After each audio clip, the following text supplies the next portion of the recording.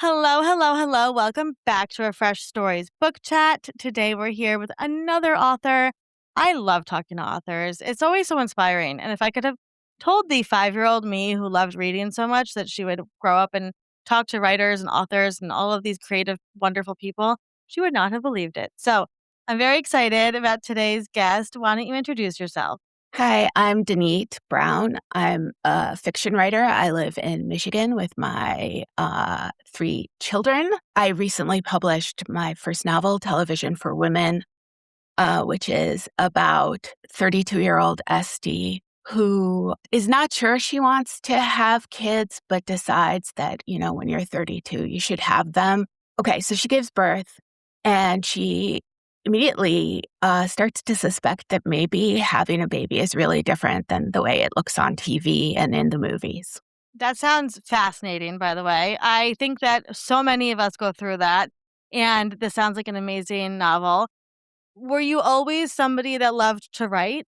Yes, when I was little, I wrote this poem, and it was about, I was a nerd, as I would guess many awkward and a nerd, like many writers. Me too, me Uh, too. yeah, and I wrote a poem about my feelings, and my mother reacted very strongly to it, and I thought, aha, this is my way to get the attention I've always wanted.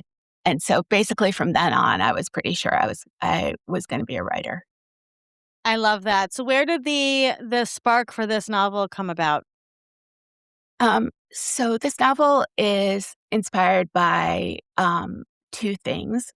First, uh, when I had my first child, I didn't have that moment where you fall in love when you first see them. And it seemed like something kind of shameful and that you really shouldn't talk about because everyone's like, oh, it was the best day of my life. I saw my baby. So I was interested in thinking about that. The other thing that happened is that very early in my career, I had a colleague who was fired from his job because he had lied about his academic background.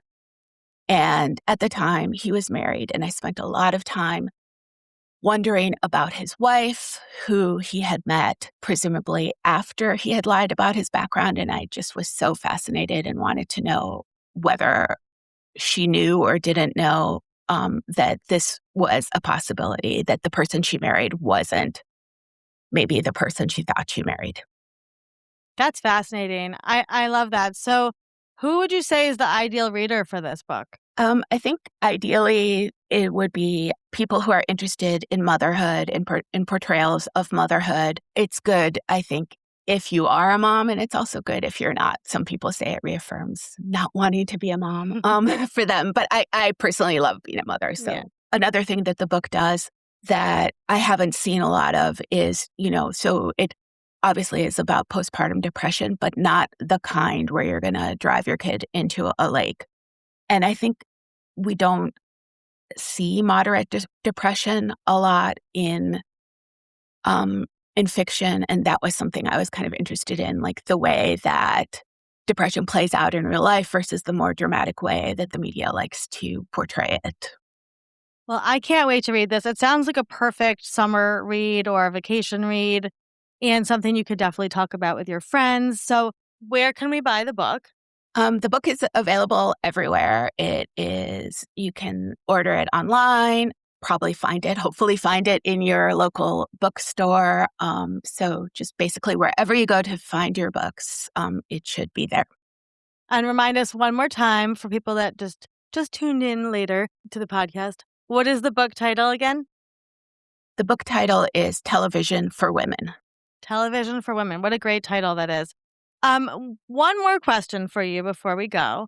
If somebody is thinking about writing a novel, what would be some words of encouragement that you could give them from a writer's perspective?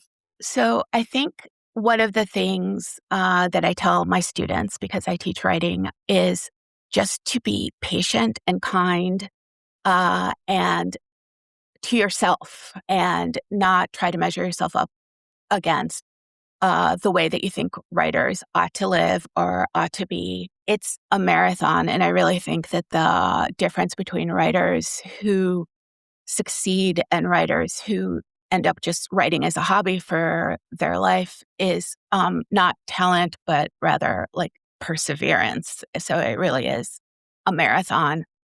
And basically, whatever you need to do to get through it, do that.